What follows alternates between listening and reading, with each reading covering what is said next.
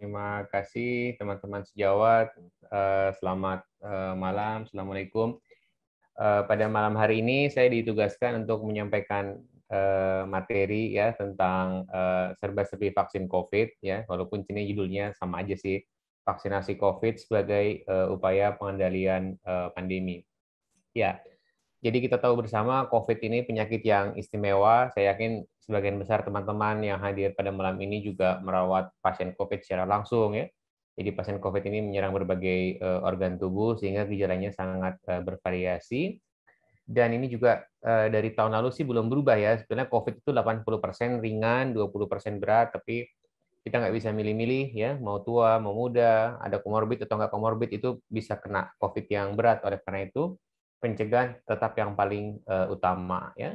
Ya ini juga udah tahu lah, komplikasi terberat adalah terjadinya pneumonia atau gagal napas. Nah, teman-teman, ini juga saya sengaja menampilkan pesan ini ya, supaya kita bisa menyampaikan ke masyarakat bahwa imunitas itu dipengaruhi oleh banyak hal ya. Karena ada yang bilang kan, yang penting kita happy maka kita kebal, itu tentu salah ya. Jadi ada soal usia, jenis kelamin, ada komorbid apa enggak ya, termasuk vaksinasi yang akan kita bahas pada malam ini yang berhubungan dengan imunitas kita. Ya, ini kita mulai dengan definisi. Jadi yang pertama, vaksin itu adalah suatu sediaan atau zat yang bila diberikan kepada tubuh kita itu akan menghasilkan kekebalan terhadap suatu penyakit secara spesifik. Jadi vaksin itu kuncinya dua. Satu, mencetuskan kekebalan. Yang kedua, sifatnya spesifik. Ya, itu prinsip dari vaksin. Jadi tentunya mudahnya gini, orang yang tidak divaksinasi, dia mesti sakit dulu baru punya antibodi. Orang yang divaksinasi dia bisa punya antibodi atau punya kekebalan tanpa harus sakit dahulu. Itu gampangnya ya. Dan selalu disebutkan bahwa vaksinasi merupakan upaya pencegahan penyakit yang paling efektif. Gitu. Kenapa? Karena ya pakai masker itu penting, jaga jarak itu penting, cuci tangan itu penting. Tapi kan hanya vaksin yang membuat kita bisa punya antibodi tanpa harus sakit dulu ya. Nah, bisa punya kekebalan. Oleh karena itu vaksinasi selalu disebut sebagai upaya pencegahan penyakit yang paling efektif. Walaupun bukan satu-satunya ya, artinya tidak bisa berdiri sendiri gitu. Nah, ini cara kerja vaksin. Ini selalu saya sampaikan dalam bahasa yang sangat mudah ya. Jadi teman-teman juga kalau untuk mengedukasi masyarakat ya. Jadi vaksin COVID itu kan disuntikan di intramuskular ya, di otot di deltoid. Jadi saat vaksin disuntikan ada 3 hal yang terjadi. Yang pertama tubuh mengenali ya kan, ada antigen. Yang kedua tanda petik tubuh melawan, terjadi reaksi inflamasi, sel-sel radang itu akan aktif ya segala macam segitu banyak dalam rangka menghasilkan antibodi. Dan yang sangat penting dari vaksin adalah yang ketiga, tubuh akan mengingat. Kita tahu pada orang yang divaksinasi itu akan punya sel memori ya. Jadi setelah divaksinasi, kalau dia terpapar oleh virus, bakteri yang dilindungi oleh vaksin tersebut, maka sel memorinya akan aktif untuk kemudian menghasilkan antibodi. Itu kira-kira. Nah, isinya vaksin yang utama adalah disebut sebagai antigen. Nah, dalam hal vaksin COVID ini masih sering salah ya. Jadi vaksin COVID itu antigennya adalah virus yang diinaktivasi, yang dimatikan, bukan dilemahkan. Karena kalau ngomong dilemahkan itu artinya attenuated. Jadi dia bisa bisa hidup lagi gitu ya. Jadi saya bilang vaksin COVID itu antigennya itu virus yang dimatikan, diinaktivasi. Vaksin-vaksin ini juga ada yang menggunakan adjuvan, ada yang menggunakan stabilizer, pengawet, tujuannya untuk menjaga efektivitas vaksin. Ini slide yang sangat penting karena di antara kita sendiri ya, di kalangan dokter juga masih ada yang pemahamannya belum benar ya. Jadi tadi saya bilang, vaksin COVID itu tidak ada yang mengandung virus COVID yang virus SARS-CoV yang hidup ya, tidak ada. Jadi ada 3 konsekuensinya. Yang pertama nggak mungkin ya, mustahil vaksin itu bikin kita jadi sakit COVID. Itu tidak mungkin terjadi. Yang kedua, tidak mungkin vaksin menyebabkan swab kita jadi positif. Yang ketiga, tidak mungkin karena vaksin orang menjadi menularkan COVID. Ya. Sayangnya ini masih dipahami salah bahkan sebagian oleh tenaga kesehatan sendiri. Jadi teman-teman nggak boleh keliru ya. Nah, bicara tentang membuat vaksin itu juga sulit banget ya. Membuat vaksin itu lebih sulit daripada membuat obat. Itu memang seperti itu. Kita lihat ada proses uji preklinis pada hewan ya. Lalu kalau lolos maka pada uji klinis fase 1, fase 2, fase 3 ya. Nah, ada anggapan vaksin COVID itu dibikin terburu-buru ya. Secara waktu ya, karena tipikalnya kita itu membuat vaksin itu 8 sampai 15 tahun untuk vaksin yang baru. Vaksin COVID 1 tahun kira-kira kita sudah punya ya. Kenapa bisa terjadi? Satu, COVID ini kan virus SARS-CoV type 2 ya. Nah, kita itu sudah punya modal. Kita pernah menyiapkan beberapa kandidat vaksin untuk virus SARS gitu. Jadi kita tidak mulai dari nol. Kita udah punya pengetahuannya. Yang kedua, dalam waktu yang sama seluruh resources ya, sumber daya baik itu biaya, kemudian penelitinya itu fokusnya semua kepada vaksin yang sama gitu, dan ternyata terbukti ya. Dan walaupun kita bikinnya dalam waktu yang singkat, ini sudah melalui tahapan-tahapan ini ya, fase 1, fase 2, fase 3. Nggak ada vaksin yang melompati tahapan ini, tidak ada. Semuanya tetap sesuai dengan standar, jadi kita mengetahui bagaimana profil keamanan, bagaimana profil efektivitas vaksin-vaksin yang kita gunakan, teman-teman ya. Jadi tidak ada vaksin yang dibuat secara terburu-buru, tidak ada vaksin yang ujuk-ujuk ya, tiba-tiba muncul gitu, nggak ada. Gitu. Nah, teman-teman, kita sudah melakukan vaksinasi, imunisasi ini kan sudah puluhan, bahkan ratusan tahun ya. Nah, apa bukti manfaatnya? Kita bisa lihat ini yang sebelah kiri, daftar nama penyakit, ada difteri, hepatitis, campak, polio, dan seterusnya. Kita bandingkan ya angka jumlah kasusnya antara sebelum dan sesudah adanya vaksin. Kita lihat turunnya kan jauh banget, 100%, 90%, 80%. Ini adalah bukti nyata manfaat vaksinasi untuk kita semua ya. Bahkan pada tahun 80 ada satu penyakit yang dinyatakan tereradikasi, artinya dia musnah ya, yaitu penyakit smallpox atau cacar. Pada waktu itu padahal 1 dari 3 orang yang sakit ini itu meninggal, tapi kita bisa memusnahkan karena cakupan imunisasinya yang tinggi. Kita sekarang sedang berupaya mengeradikasi penyakit polio, penyakit campak, penyakit rubella, tapi tadi syaratnya cakupan imunisasinya mesti tinggi ya, teman. Nah, ini juga penting. Saya yakin kita semua di sini juga sudah vaksinasi COVID ya, atau vaksinasi yang lainnya. Nah, kenapa ada yang demam ya, ada yang sakit kepala, lemas, ngantuk, lapar, baper ya, segala macam pokoknya setelah vaksinasi itu bisa terjadi. Karena kita tahu kan saat vaksin disuntikan itu terjadi reaksi inflamasi ya. Prinsipnya adalah reaksi inflamasi. Kita lihat berbagai sel-sel radang itu akan aktif, kemudian berbagai macam sitokin akan dilepaskan. Salah satunya adalah interferon. Interferon ini ternyata yang berperan ya dalam komunikasi antar sel dalam kaskade inflamasi. Tapi ternyata dia yang menyebabkan tadi reaksi-reaksi pasca imunisasi.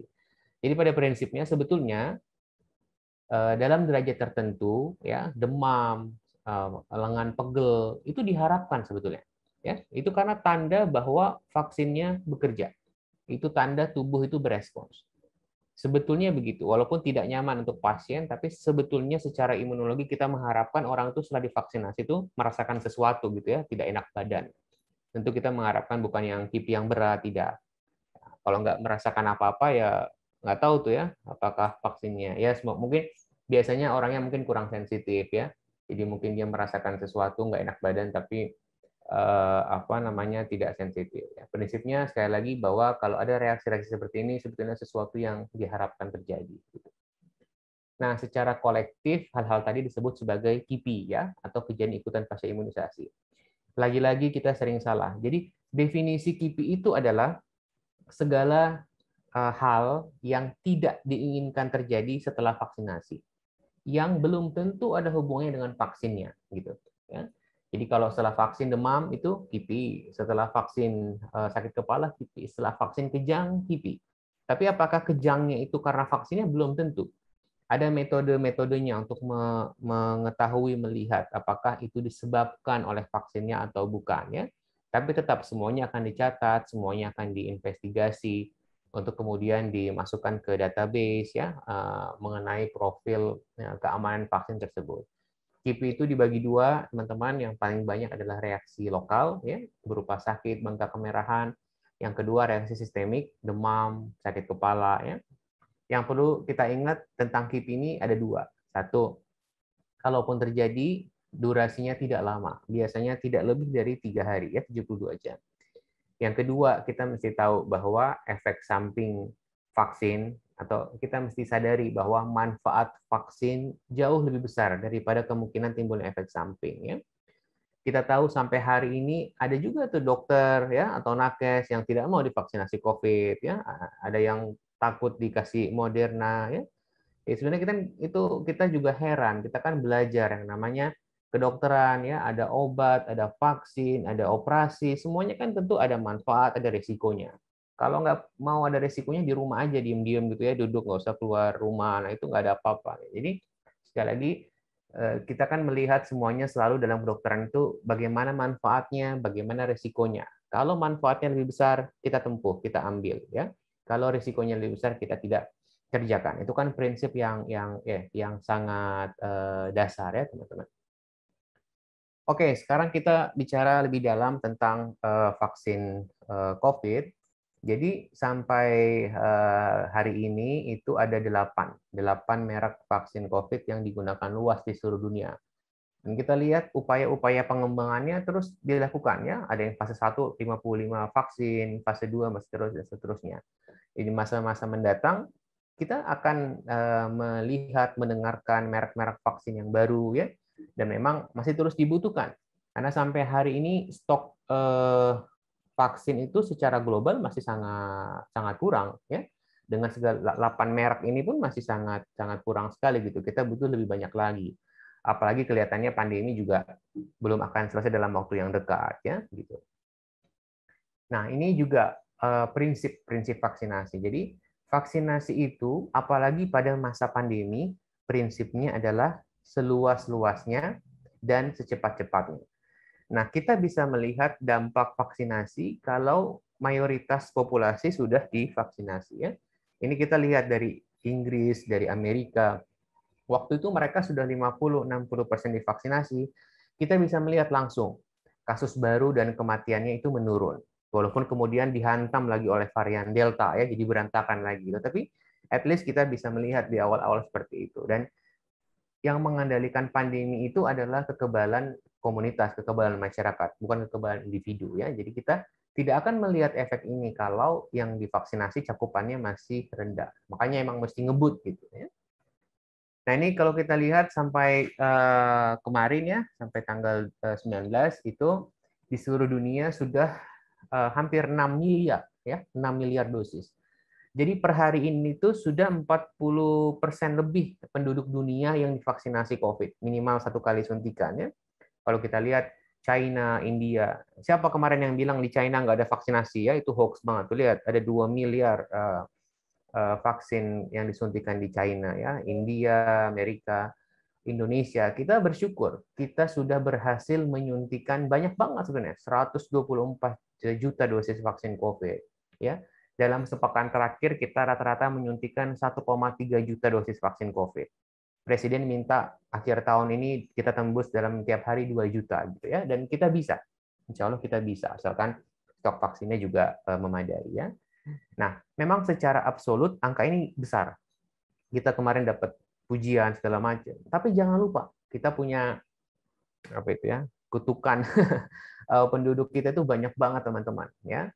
Jadi, pemerintah menetapkan 208 juta penduduk. Nah, ini yang divaksinasi lengkap itu baru 21%. Ini sangat kecil. Jadi secara absolut angka tadi besar, tapi ketika kita bicara proporsi, ini angkanya kecil banget. Maka kita tidak akan melihat dampak vaksinasi yang besar kalau belum tercapai 60-70%. Ya, lagi-lagi baru 21% gitu. Dan ini kita bicara angkanya, denominatornya, pembandingnya adalah angka yang ditetapkan oleh pemerintah. Kalau kita bicara pakai target jumlah penduduk Indonesia, itu jauh lebih kecil lagi cakupannya ya, karena di sini anak-anak belum dimasukkan ya, anak-anak di bawah 12 tahun kan belum dimasukkan di sini. Jadi cakupan vaksinasi di Indonesia masih sangat rendah. Itu, dan ya, ini PR kita. Nah, berikutnya kita bicara tentang perbandingan vaksin-vaksin COVID. Ya. Kita udah familiar lah ya, AstraZeneca, Moderna, Pfizer. Sebenarnya beda utamanya adalah dari platformnya, teknologinya ya. Nanti akan kita bahas. Ujungnya semuanya sama, yaitu membentuk antibodi ya, kekebalan. Nah, ini kira-kira ringkasan berbagai platform vaksin COVID yang ada di dunia ya. Jadi yang pertama mRNA, kita tahu sekarang ada Pfizer, ada Moderna ya. Ini yang warna hijau ini yang sudah mendapatkan lisensi atau izin edar terbatas ya. Nanti ada CureVac ya. Lalu vaksin DNA itu di Indonesia juga sedang uji klinis ya di Indonesia. Lalu ada live virus vector ya. Nanti kita bahas ada AstraZeneca, ada Janssen atau J&J ya, ada CanSino, Gamaleya ini juga sudah masuk di Indonesia ya. Lalu ada vaksin-vaksin subunit termasuk vaksin merah putih ya, salah satunya menggunakan subunit, ada Zhifei dari China, ada Vines segala macam. Kemudian teknologi nanopartikel ya yang paling ditunggu vaksin Novavax ya. Ini juga belum masuk di Indonesia tapi kemungkinan nanti tahun depan akan masuk. Dan berbagai ada vaksin whole virus ini yang paling banyak kita gunakan ya, Sinovac segala macam. Nanti akan saya jelaskan.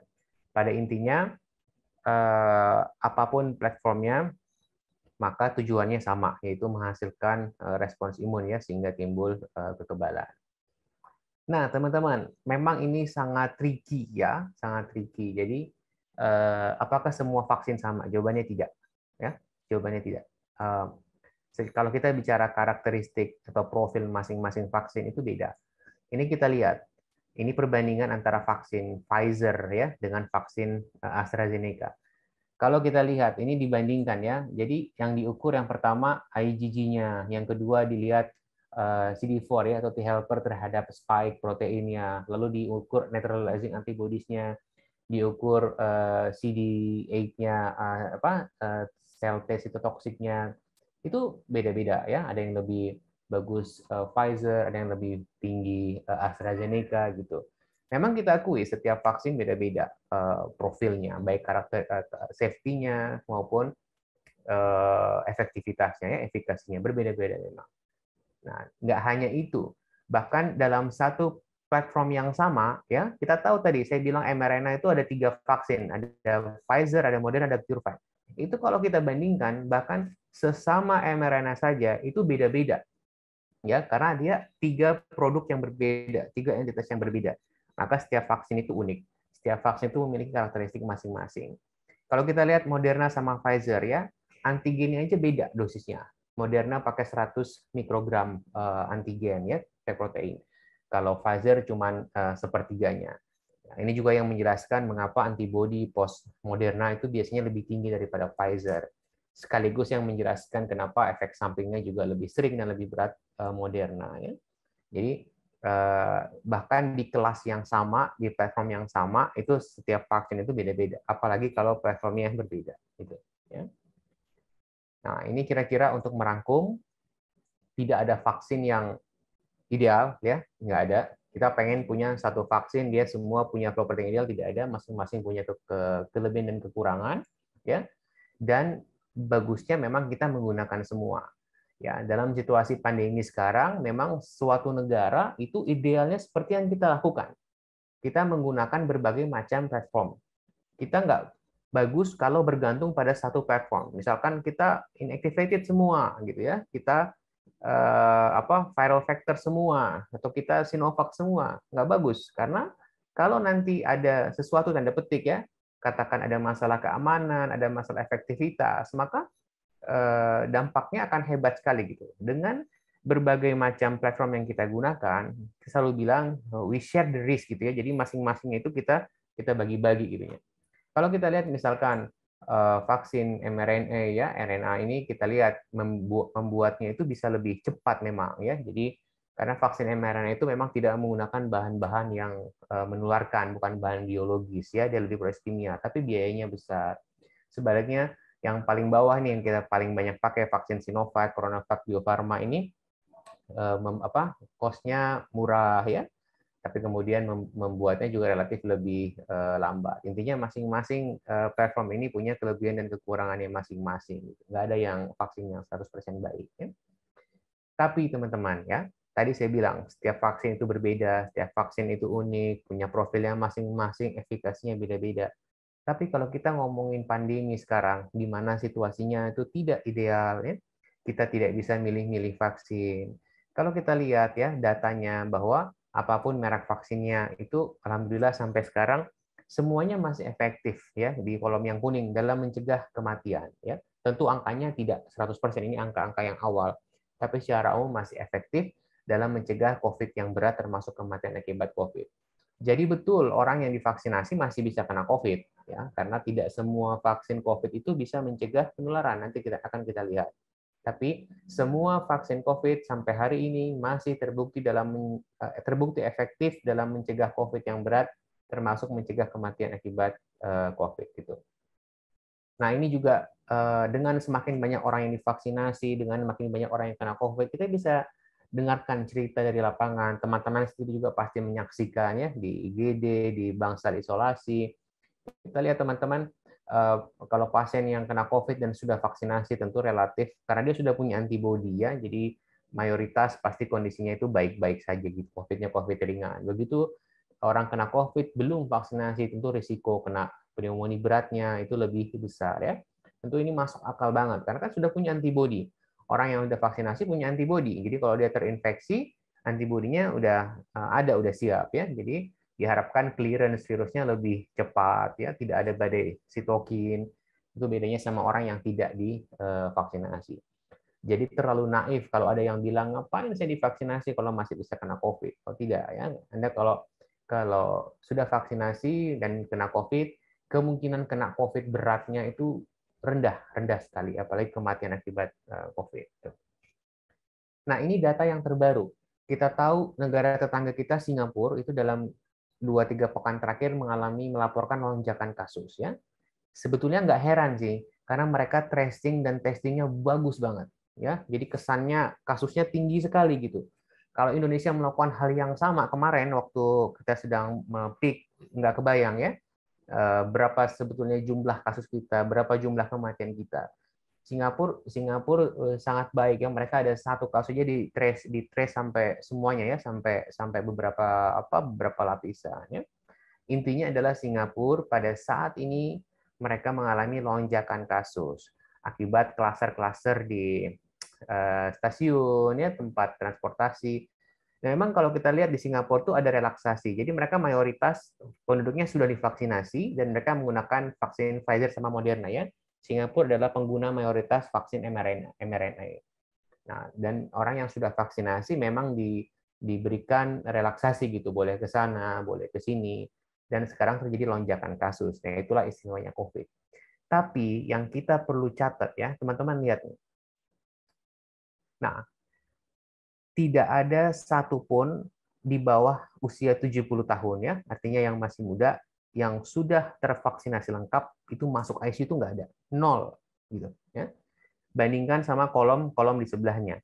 Ini yang tidak divaksinasi ya, ada yang di ICU yang umur muda 40 tahun ada, yang divaksinasi 1 kali ada yang umur 50 tahun, umur 40 tahun. Lihat, begitu dia fully vaccinated, 2 kali vaksinasi 100% bersih ya, tidak ada yang masuk di ICU di umur 70 tahun. Memang di atas 70 ada, ya ini wajar. Karena pasti komorbidnya udah banyak, usianya udah tua. Ya. Tapi inilah, ternyata di situasi yang sekarang, situasi Delta, situasi apa, saya bilang tadi, vaksin itu masih efektif ya dalam mencegah COVID. Dan ini data terbaru banget, ini data minggu lalu ya. Jadi, ternyata kita masih bersyukur bahwa vaksin itu masih efektif. Ya, teman-teman, saat ini ada 5 ya produk vaksin yang digunakan di Indonesia yang sudah kita gunakan. Ada Sinovac, AstraZeneca, Sinopharm, Moderna, Pfizer.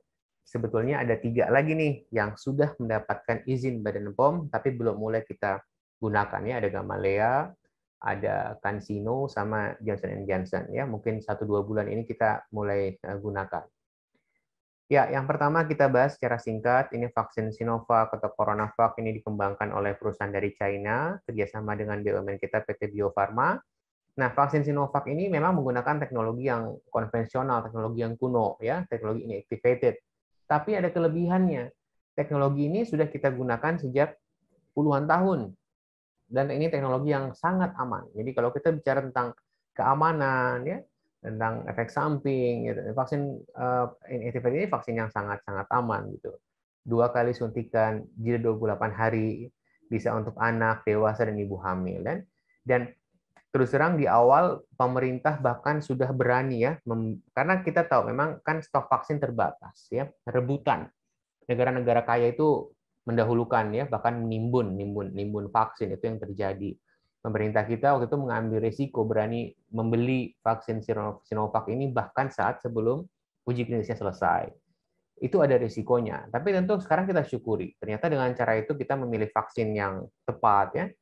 Yang tepat saya bilang karena vaksin Sinovac ini efek sampingnya sangat minimal. Ya, bayangkan kalau kita Indonesia ini pengguna utama, misalnya vaksin utamanya kita AstraZeneca, ya, kita akan sangat sulit menjelaskan ke orang awam ada demam tinggi seperti itu, ya. AstraZeneca itu kalau orang Inggris bilang like hit by the truck gitu, kayak habis ditabrak truk gitu. Jadi bayangan, nah, dengan KIP yang sebegitu seringnya, besarnya, ya, termasuk Moderna, Pfizer, saya bilang vaksin yang paling cocok kita pakai memang di Sinovac di Indonesia itu. Jadi dapat ditoleransi dengan baik, efek sampingnya minimal. Yang kedua bukan hanya itu, kita bisa mengamankan stok yang cukup banyak. Jadi kita bisa memvaksinasi 120 juta dosis tadi, ya, karena keberanian pemerintah di awal untuk membeli Sinovac terlebih dahulu gitu. Dan ini disuntikan 2 kali, jedanya 14 sampai 28 hari, ya teman-teman, ya, untuk anak, dewasa, dan mumil. Dan saya perlu ingatkan, vaksin Sinovac sampai hari ini tidak terbukti mencegah penularan, ya. Vaksin Sinovac tidak mencegah penularan, tapi dia efektif mencegah COVID yang berat, termasuk kematian akibat COVID, gitu. Yang kedua, AstraZeneca, ini vaksin COVID yang paling banyak dipakai di seluruh dunia, ya. Dikembangkan oleh AstraZeneca dan Oxford dari Inggris, dikembangkan dengan teknologi viral vector. Nah, ini saya perlu menjelaskan sedikit. Jadi vaksin AstraZeneca ini adalah vaksin yang hidup memang. Tapi yang hidup itu bukan COVID-nya, bukan SARS-CoV. Jadi dia spike proteinnya di slide ini itu ditumpangkan kepada adenovirus yang hidup, yang dilemahkan. Ya, adenovirus yang dilemahkan. Tapi di sini dia dilemahkan, tapi non-replicating. Jadi dia nggak mungkin berkembang biak dengan cara direkayasa ininya, gennya, ya. Jadi oleh karena itu memang efek sampingnya lumayan, ya, demam, sakit kepalanya hebat. Karena ini vaksin yang hidup sebetulnya, viral vektornya. Tapi sekali lagi COVID-nya, SARS-CoV-2-nya bukan vaksin yang hidup, ya. Dan efektivitasnya juga bagus. Dan memang di antara semua vaksin yang jedanya paling panjang AstraZeneca ini, ya, 8 sampai 12 pekan.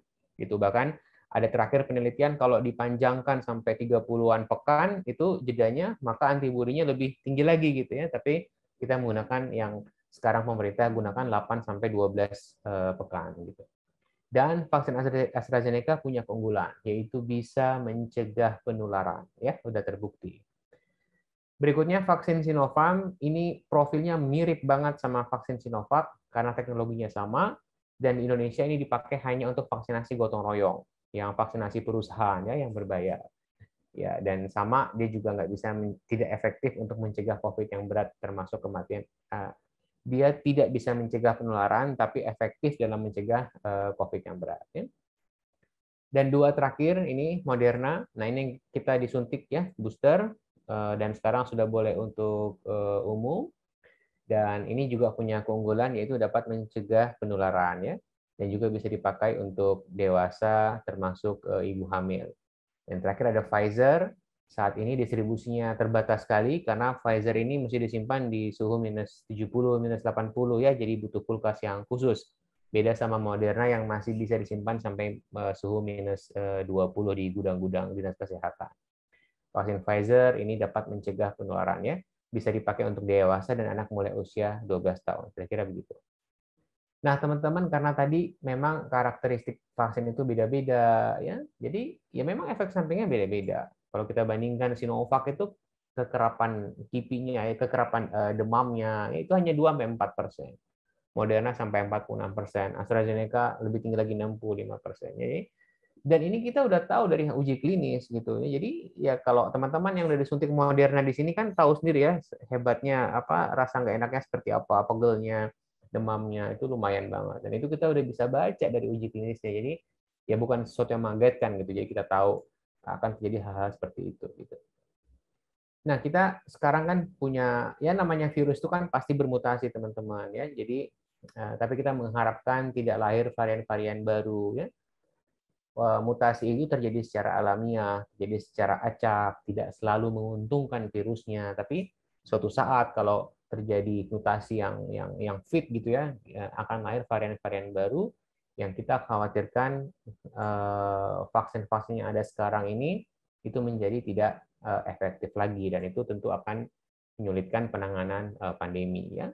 Dan dengan varian Delta kita sudah belajar ya, efektivitas semua vaksin itu turun dengan varian Delta kalau dibandingkan dengan varian yang awal ya, atau dibandingkan dengan varian yang Alpha segala macam.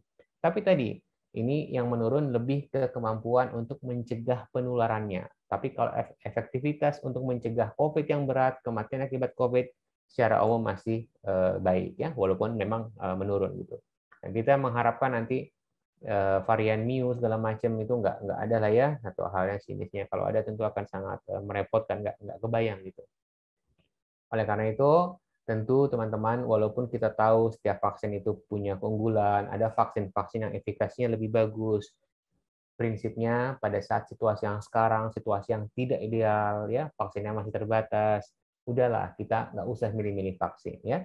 Kita milih vaksin yang duluan tersedia untuk kita hari-hari itu. Karena dengan sengaja menunda ya, saya tahu ada juga teman-teman dokter yang sengaja nunggu Pfizer datang ya, dari Sinovac dulu zaman awal bulan Januari nggak mau disuntik baru sekarang. Tapi kan risikonya besar sekali dengan kita menunda kita divaksinasi. Kalau kita sampai terpapar itu gimana? Jadi kita selalu mengedukasi masyarakat bahwa vaksin yang paling baik adalah vaksin yang lebih dulu tersedia.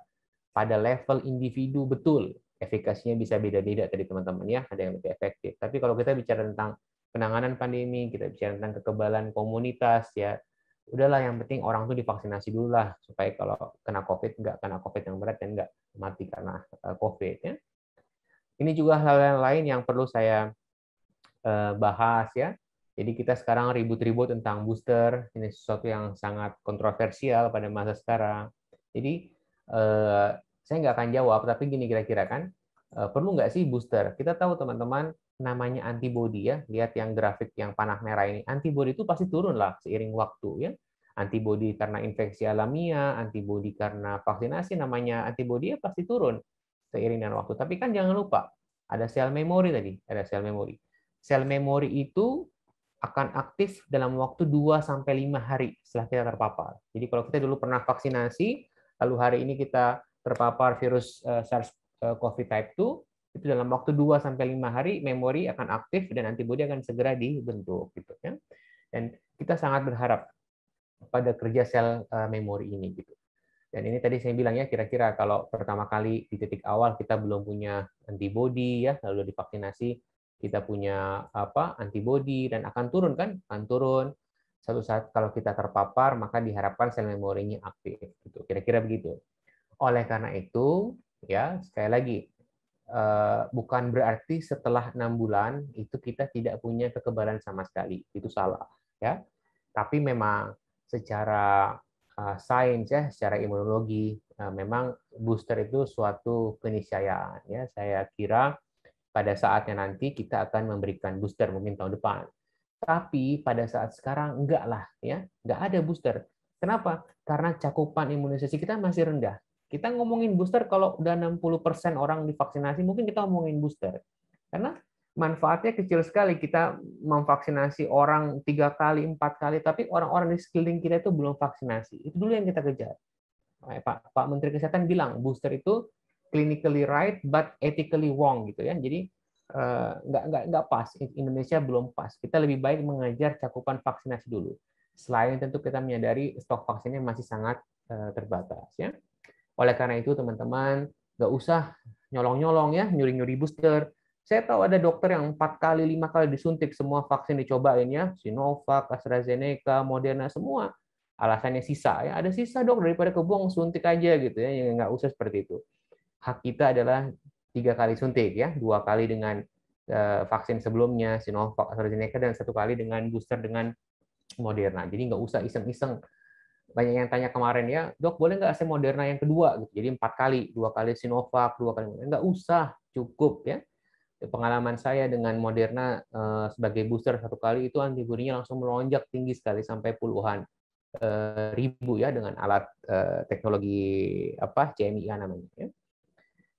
Oke, ini pertanyaan-pertanyaan dari lapangan saya rangkum dalam satu slide ya. Semoga mudah diingat. Siapa yang boleh dan nggak boleh vaksinasi? Yang pertama, ya jelas semua orang yang lolos screening boleh vaksinasi. Jadi yang dipakai patokan bukan usia ya, bukan penyakitnya, bukan. Pokoknya kalau dia lolos screening ya boleh vaksinasi. Nah, ini yang kedua nih, saya titip pesan betul. Ya. Jadi ada anggapan termasuk para nakes, kalau ada orang dengan komorbid maka dia nggak boleh divaksinasi. Itu cara berpikir yang salah. Kalau ada orang dengan komorbid, risiko mati karena COVID-nya itu besar. Justru harus divaksinasi. Gitu, jangan dibalik-balik ya. Ada diabetes, gula darah 300, nggak boleh vaksinasi. Itu salah. Kita tidak pernah mengatakan gula darah itu sebagai syarat screening vaksinasi, nggak ada. Dulu ada sih di awal-awal ya, tapi kemudian udah direvisi. Kalau teman-teman lihat, kriteria screening vaksinasi itu longgar sekali, kita bikin sengaja. Ya. Kalau teman-teman lihat, baca di luar negeri ya, di Amerika, di Eropa, orang itu mau vaksinasi itu nggak ditensi, cuma datang ya ke apotik, tunjukin KTP, langsung vaksinasi. Cuma ditanya, sehat nggak hari ini? Sehat, udah. Nggak ada tuh yang ditensi, segala macam. Kita nggak ada.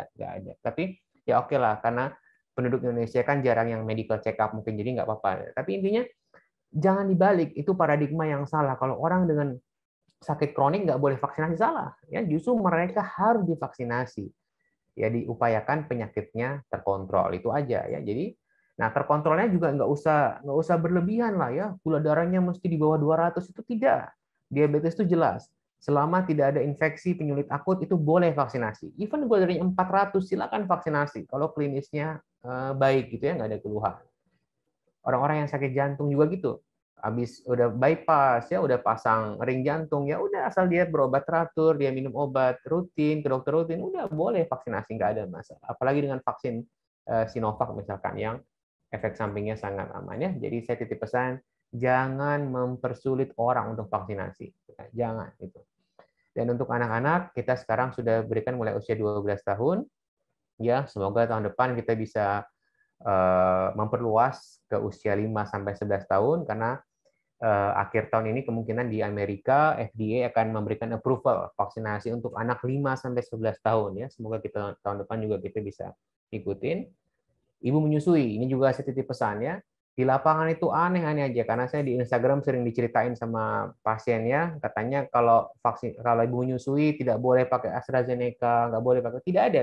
Semua merek vaksin itu boleh dipakai untuk ibu menyusui, berapapun usia anaknya ya. Even dia baru lahir 1 minggu, 2 minggu, boleh, dan menyusui seperti biasa. Jadi jangan bikin aturan-aturan sendiri ya yang nggak ada.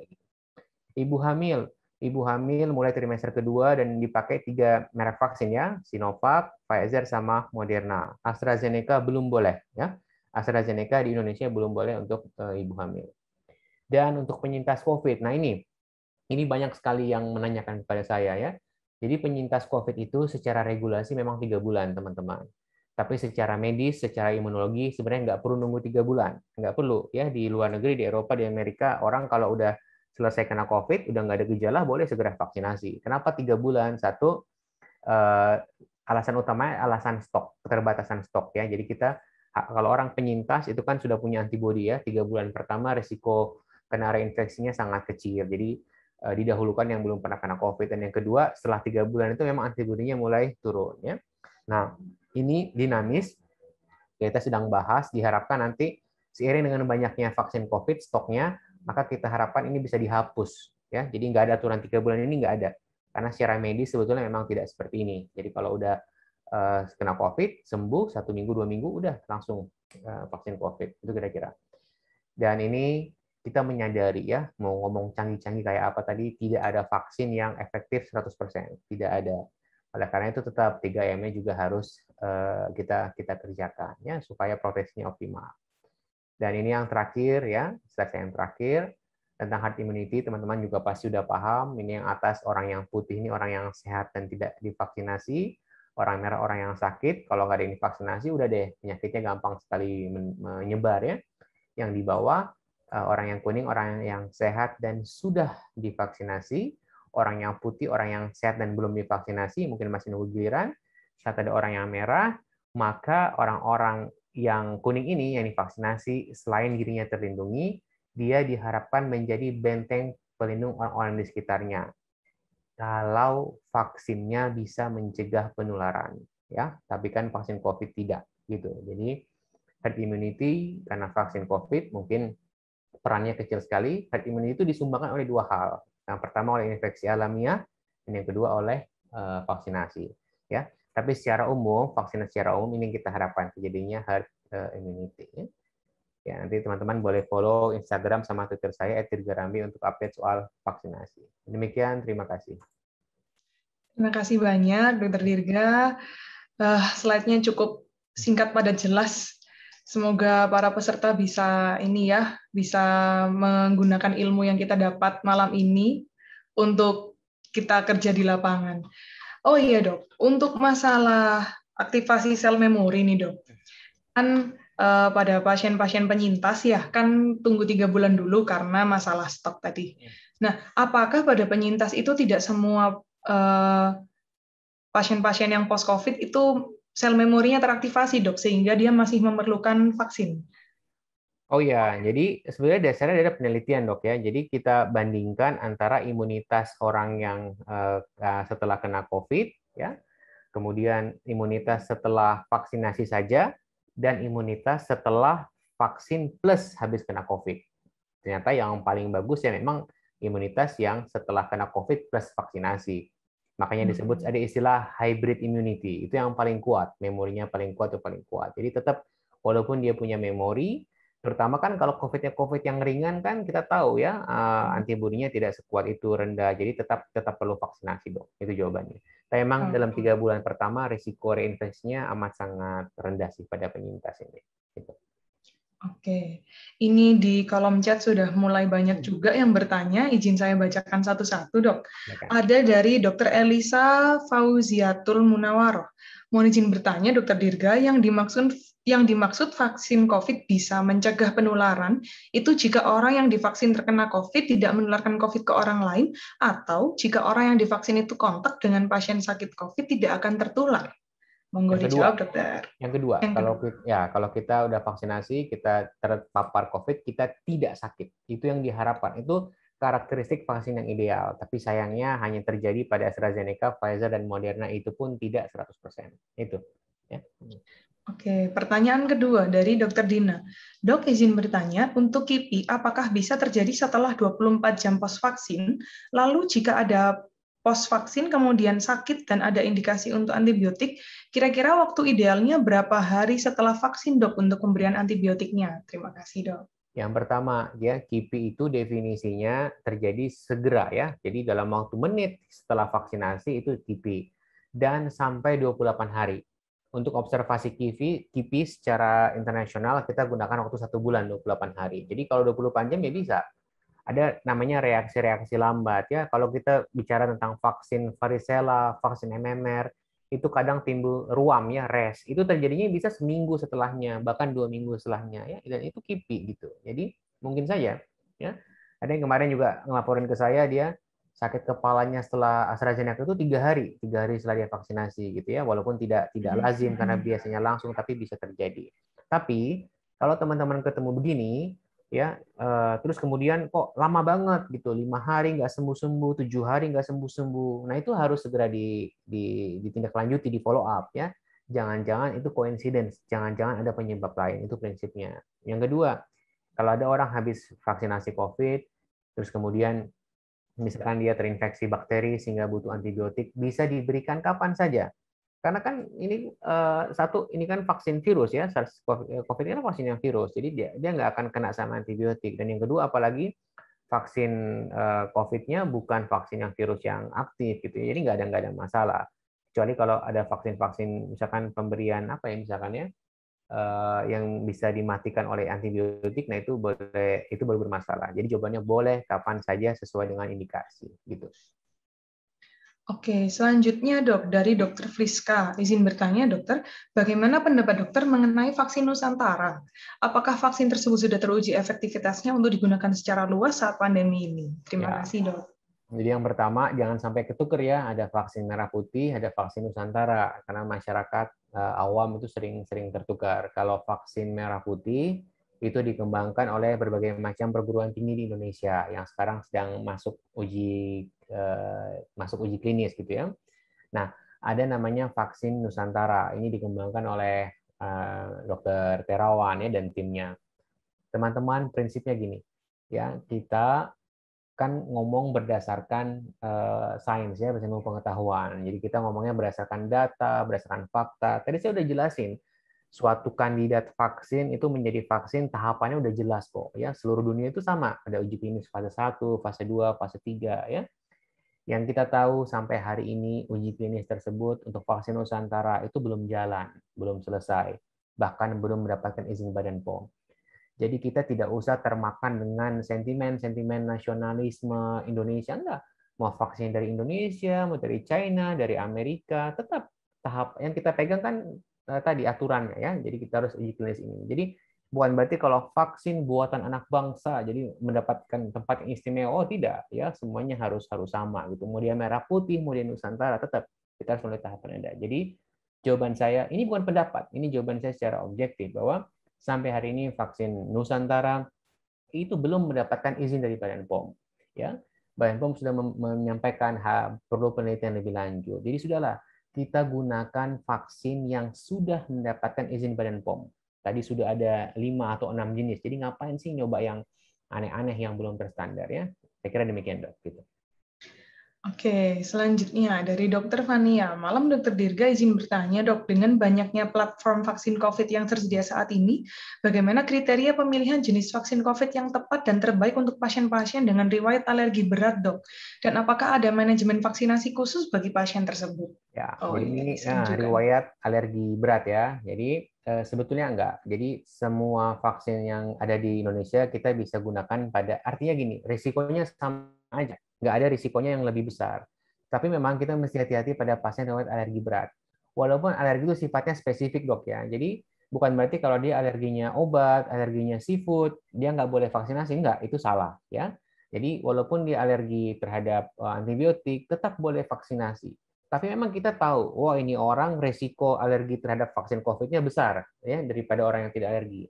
Jadi yang disarankan satu, vaksinasinya harus di rumah sakit. Jangan di mall ya, jangan di sentra vaksinasi mall itu jangan ya kalau di rumah sakit. Jadi kalau ada anafilaktik kita lebih siap. Yang kedua, setelah vaksinasi itu sangat strict ya, 30 menit tidak boleh meninggalkan tempat. Kalau saya selalu nambahin 60 menit kalau pada pasien seperti ini karena makin ke sini saya lihat makin longgar tuh ya, orang 5 menit, 10 menit habis vaksinasi langsung kabur sekarang. Saya kira itu ya, nggak ada yang khusus dan tetap layak dicoba ya, tapi prinsipnya harus di rumah sakit dok. Demikian gitu. Oke. Selanjutnya dari Dr. Yusuf, izin bertanya dok, apakah perlu untuk memeriksa titer antibodi setelah vaksinasi? Untuk penyintas COVID, oh ini yang tadi sudah dijelaskan. Pertanyaan pertama saja dok, Ya, apakah perlu untuk periksa titer antibodi dok setelah vaksin? jawabannya perlu nggak perlu ya.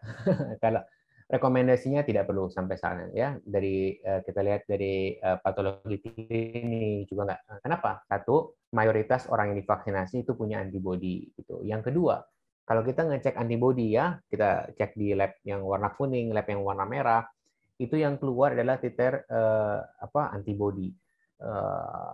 Itu tidak menjelaskan kekebalan secara seluruhnya ya, karena tidak menjelaskan imunitas seluler, tidak menjelaskan yang lain.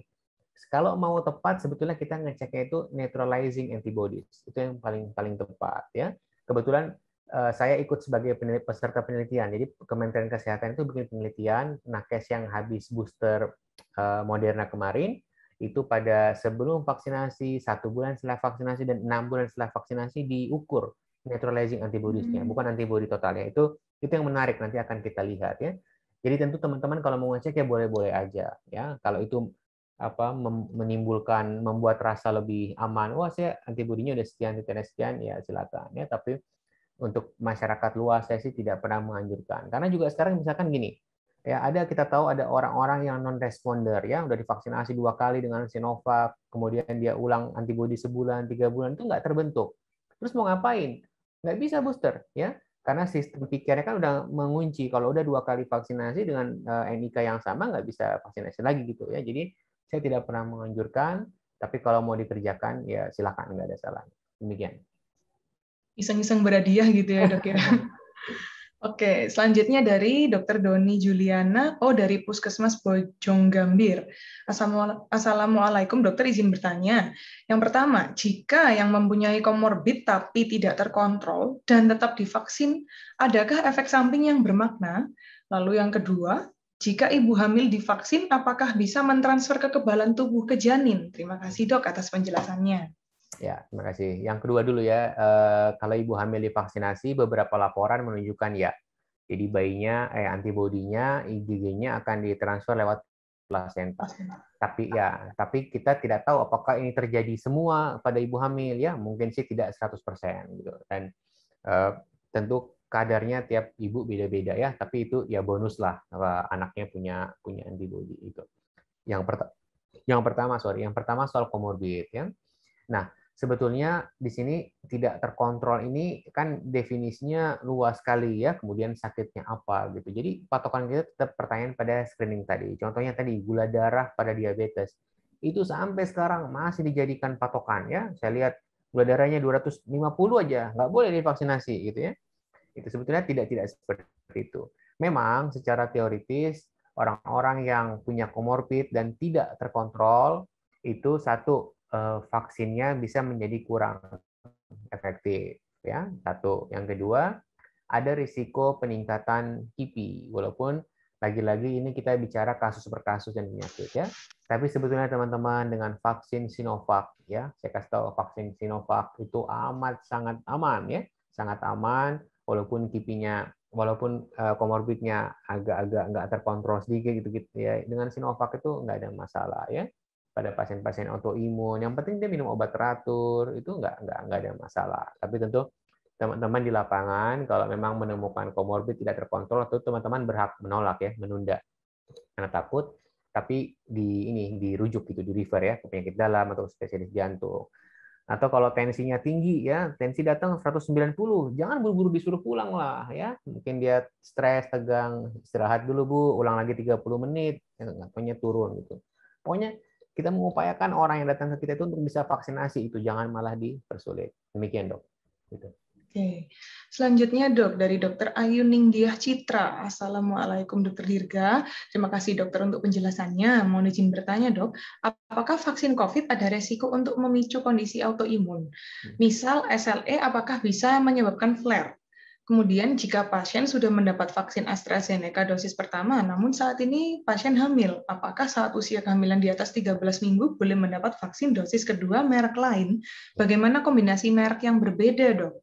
Terima kasih, silakan dok. Yang pertama soal vaksinasi dengan autoimun ya. Jadi secara teoritis ya, lagi-lagi secara teoritis vaksinasi itu kan memicu respons reaksi inflamasi. Jadi secara teoritis memang ada kemungkinan untuk terjadinya flare pada semua vaksin ini, tidak hanya vaksin COVID ya. Nah, pada vaksin COVID itu udah ada datanya, seingat saya cuma 3% ya kalau nggak salah ya. Jadi pasien-pasien SLE lupus yang divaksinasi COVID itu punya risiko 3% untuk mengalami flare, terutama pada keluhan seputar sendi atau muskuloskeletal. Tentu itu angka yang sangat kecil ya, 3% itu bisa ditiadakan gitu ya. Oleh karena itu kita kan bilang kalau autoimun terkontrol artinya dia minum obat rutin ya dia ini. Tapi sebetulnya kita harus melihat orang-orang yang autoimun ini kan punya masalah imunitas, jadi harusnya justru harus segera divaksinasi ya. Maksud saya jangan terlalu khawatir teman-teman ya. Memang ada risiko flare, tapi kalau penyakitnya terkontrol, pasiennya minum obat rutin, nggak usah takut maksud saya ya. Insya Allah itu aman. Yang kedua, nah ini sangat ditemukan di lapangan banyak banget ya soal vaksin AstraZeneca. Jadi sekali lagi gini, kalau bicara tentang vaksinasi sebagai sebuah program pemerintah, itu ada dua hal. Satu, rekomendasi secara keilmuan. Ada katanya PAPBI begini, katanya Perki begini, katanya POGI begini. Tapi jangan lupa yang kedua ada aspek regulasi. Ada peraturan ya yang diturunkan dalam bentuk juknis Kementerian Kesehatan atau surat edaran.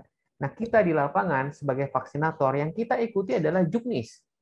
Karena itulah yang melindungi tugas kita, ya. Kalau kita ikutin itu, mau ada hal yang tidak diinginkan, ada kipi berat, kita aman. Kita tidak melanggar prosedur, kita dilindungi oleh negara. Nah, sayangnya itu suka ada gap antara rekomendasi secara keilmuan sama dengan regulasi. Nah, contohnya ini nih, AstraZeneca, ya. Jadi POGI bilang AstraZeneca itu boleh untuk kehamilan.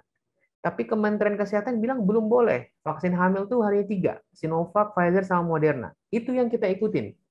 Kita ikutin. Ya, kenapa? Karena sampai hari ini ITAGI dan Badan POM belum mengeluarkan izin penggunaan vaksin AstraZeneca untuk ibu hamil. Jadi boleh saja teman-teman dokter SPOG mengeluarkan rekomendasi AstraZeneca, tapi jangan. Maksudnya pada saat ini ya, saat ini kita nggak bisa mengerjakan. Saya nggak pernah melakukan itu, memberikan AstraZeneca karena aturannya belum boleh kan. Kita udah cek lagi gitu ya. Dan memang. Jadi oleh karena itu untuk yang AstraZeneca pertama kemudian dia hamil, maka mau tidak mau pada saat ini AstraZeneca yang kedua diberikan segera setelah melahirkan.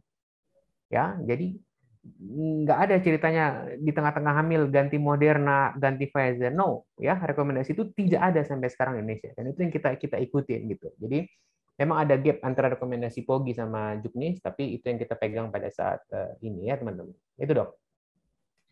Oke, tidak ada combine mixing berarti ya dok ya. Oke, selanjutnya dari Dr. Vernita Cahyaningrum. Izin bertanya, Dok, terkait pemberian anti-analgetik sebelum 24 jam pasca vaksin, apakah benar tidak dianjurkan karena akan mengganggu pembentukan antibodi? Ya. Oh iya, kemarin ada nih, Dok, nggak boleh minum ibuprofen gitu katanya. Ini sumber ininya terutama dari surat edarannya Ferdowski ya, kalau nggak salah ya kemarin ya yang bikin cukup heboh gitu ya, ada capture screen gitu. Nah, jadi gini, kalau teman-teman baca penggunaan paracetamol, NSAID, memang betul itu ada potensi mengganggu pembentukan antibodi. Betul itu ya, ada. Tapi sesignifikan apa kita nggak tahu. Ya, kemudian apakah terjadi pada vaksin COVID kita nggak tahu. Oleh karena itu, secara umum bukan cuma pada vaksin COVID, ini pada seluruh vaksin. Pemberian paracetamol, NSAID itu hanya diberikan kalau sudah demam. Di sini teman-teman yang di puskesmas itu kan kemarin gitu ya, waktu AstraZeneca semua pasien disanguin dikasih paracetamol. Ini Bu ya diminum gitu. Itu salah. Jadi paracetamol jangan diberikan untuk mencegah, untuk profilaksis nggak boleh. Tapi kalau sudah demam silakan ya. Dan sebaiknya tetap sebelum pakai NSAID coba dulu paracetamol ya. Jadi kompres dingin dulu, minum air putih yang banyak. Kalau demam paracetamol, jangan buru-buru ngasih NSAID karena bagaimanapun betul ada potensi untuk membentuk gangguan pembentukan antibodi. Demikian. Oke, selanjutnya dari Dr. Grace Sulung Budi. Mau izin bertanya, untuk mengetahui efektivitas vaksinasi, apakah bisa dengan mengukur anti SARS-CoV-2 kuantitatif? Oh, tadi sudah dijelaskan, Dok. Mungkin boleh dijelaskan ulang, Dok. Bisa, tapi tidak menggambarkan seluruhnya, dok. Ya, tadi saya bilang ada peran sel T, ada neutralizing antibody, gitu ya.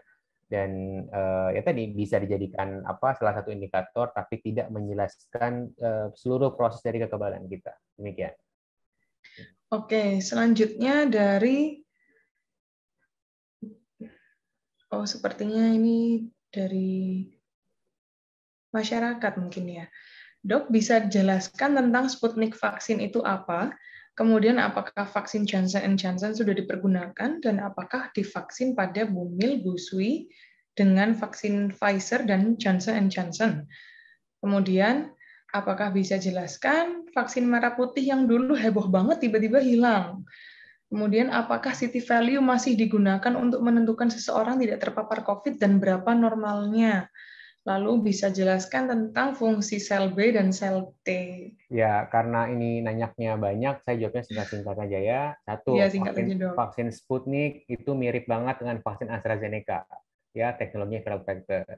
Yang kedua, vaksin Johnson & Johnson apakah bisa untuk ibu hamil? Belum, ya. Untuk busui juga dan busui Pfizer bisa. Busui boleh menggunakan merek apa saja ya. Yang ketiga, vaksin merah putih kok tiba-tiba hilang? Siapa bilang? Anda aja yang nggak update ya. Vaksin merah putih terus kita bahas setiap hari ya. Vaksin merah putih pada saat ini sudah selesai prosesnya oleh perguruan tinggi. Ya, jadi vaksin merah putih itu ada 7 jenis vaksin sebetulnya. Bukan cuma satu. Vaksin merah putih ada 7 jenis dan sekarang yang paling menjanjikan itu 2. Satu buatannya UNER ya. Yang kedua lagi buatannya Eijkman. Itu udah diserahkan, bibitnya, seednya udah diserahkan dari UNER dan dari Eijkman ke Bio Farma untuk di scale up, untuk dibuat lebih lanjut. Maka kalau semua lancar, insya Allah akhir 2022 kita sudah bisa menggunakan vaksin merah putih, ya. Jadi nggak hilang, kita terus berproses, ya. Terus city value apakah bisa digunakan untuk menentukan seorang tidak refer? Ya, enggak ya. City value itu hanya salah satu indikator, nggak bisa seperti itu. Bisa jelaskan tentang sel B dan sel T, nanti baca aja deh ya. Terlalu panjang kalau dijelaskan. Yang jelas keduanya punya peran penting masing-masing dalam membentuk kekebalan kita terhadap suatu penyakit infeksi. Demikian. Oke, selanjutnya dok, dari dokter Stevina. Ini panjang juga dok, satu-satu aja saya bacakannya ya. Selamat malam dok, saya Stevina izin bertanya. Yang pertama, jika ada pasien yang sudah divaksin typhoid fever dan 2 minggu kemudian berencana untuk divaksin COVID, apakah boleh dok dalam jarak 2 minggu? Adakah reaksi yang akan terjadi? Dan apabila pasien disuruh menunggu, berapa lama waktu yang dibutuhkan untuk vaksin COVID-nya? Kalau ada vaksin lain duluan ya sebelum vaksin COVID, memang rekomendasinya menunda sampai 1 bulan ya. Rekomendasi ini semata-mata karena vaksin COVID itu vaksin yang baru. Kalau ada vaksin yang dikasih berdekatan dengan vaksin COVID, lalu timbul KIPI, ya, timbul demam, timbul ini itu, kita nggak bisa membedakan. Ini karena vaksin COVID atau karena vaksin yang lainnya. Tapi secara imunologi sebetulnya nggak ada masalah. Karena vaksin COVID ini kan bukan vaksin yang hidup, ya. Jadi kalau bukan vaksin yang hidup, itu boleh kapan aja. Hari ini vaksin tifoid, besok vaksin COVID nggak ada masalah. Bahkan sekarang di Amerika, itu saya lupa, kayaknya Moderna ya, perusahaan Moderna sedang mengembangkan. Jadi dalam satu injeksi itu vaksin influenza plus vaksin COVID sekaligus. Ya. Jadi kalau kita ikuti peraturan, memang betul 1 bulan, dokter ya. Jadi 1 bulan, alasannya tadi untuk kehati-hatian. Itu. Tapi ini nanti bisa berubah terus ya. Lanjut dok. Yang kedua, pada pasien yang mempunyai alergi makanan atau alergi paracetamol, apakah boleh divaksin? Oh, ini tadi juga sudah ya dok ya. Follow-up pemeriksaan apa yang harus dilakukan? Apakah IgG total, eosinophil count, skin prick test, dan lain sebagainya? Apakah ada pemeriksaan khususnya dok? Nggak ada ya. Jadi kalau ada alergi terhadap sesuatu ya, makanan, obat, tetap prinsipnya boleh divaksinasi, tapi dengan kewaspadaan yang lebih tinggi tadi yang seperti saya jelaskan tadi dok. Gitu. Oke, selanjutnya ketiga, pada pasien yang cenderung memiliki komorbid banyak, menurut dokter vaksin apa yang cocok? Apakah vaksin mRNA lebih aman walau dapat menyebabkan demam, atau tetap menggunakan Sinovac? Keunggulan vaksin mRNA bukan pada keamanannya teman-teman. Ya, saya ulangi. Keunggulan vaksin mRNA bukan pada keamanannya, bukan pada safety-nya. Kalau kita baca, justru efek samping mRNA, efek samping viral vector itu kan lebih tinggi, kekerapannya lebih tinggi ya. Nah, pada vaksin itu berlaku seperti obat. Semakin tinggi efektivitasnya, maka kekerapan efek sampingnya makin besar. Itu prinsip umum kok, gitu. Makanya orang yang habis Moderna kemarin lumayan ya, gitu. Nah, orang-orang dengan komorbid, orang-orang dengan autoimun, itu kan imunitasnya cenderung terganggu, cenderung menurun. Maka dianjurkan menggunakan vaksin yang tanda petik lebih kuat, yaitu dengan vaksin mRNA. Hubungannya dengan efektivitas, dengan efikasi, bukan dengan keamanan. Ya, kalau mau cari yang paling aman dalam artian efek sampingnya paling sedikit, paling minim, Sinovac jawabannya. Itu. Demikian. Oke, selanjutnya pertanyaan terakhir yang keempat, apakah vaksin yang sekarang ada bisa proteksi jenis baru, mutasi virus baru mungkin maksudnya ya dok ya? Karena di Singapura 82% sudah divaksin, tapi sekarang kena semua. Nah, tadi sudah dibahas di slide saya kan, kena semua, tapi ternyata yang masuk ICU nggak ada sama sekali ya. Itu jawabannya. Jadi vaksin memang pada varian Delta sudah tidak efektif mencegah penularan ya terutama, tapi masih efektif mencegah penyakit yang berat termasuk kematian akibat COVID. Demikian. Oke, selanjutnya dok, dari Dr. Edi. Selamat malam dokter. Apakah Nah, ini tadi. Selamat malam, Dok. Apakah jumlah titer antibodi semakin tinggi, semakin memberikan proteksi? Karena saya sudah vaksin Sinovac, namun antibodi setelah 3 bulan hanya 18. Ya, Secara umum, mungkin jawabannya iya ya. Tadi saya bilang, idealnya kita mengukur neutralizing antibodies ya. Kita mengukur sel T ya. Tapi memang biasanya umumnya sih makin tinggi antibodi totalnya itu berbanding lurus dengan neutralizing antibodiesnya dok. Ya. Nah tapi ingat sampai hari ini kita tuh belum punya cut off-nya itu berapa sih yang dibilang orang antibodi totalnya protektif itu belum ada gitu ya.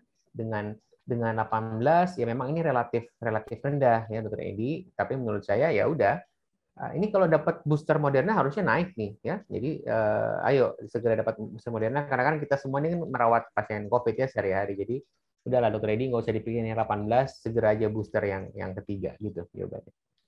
Oke, selanjutnya dari Dr. Sil. Selamat malam, Dok. Terima kasih atas pemaparan materinya. Apakah saat ini sudah ada batas angka titer antibodi COVID yang dapat cukup mencegah ke arah COVID berat dari berbagai macam vaksin yang berbeda? Dan bagaimana penelitian terhadap efikasi kombinasi dua jenis vaksin yang berbeda sejauh ini? Ya, tadi kita bicara tentang antibodi lagi ya. Sampai sekarang tadi saya bilang belum ada cut-off-nya teman-teman.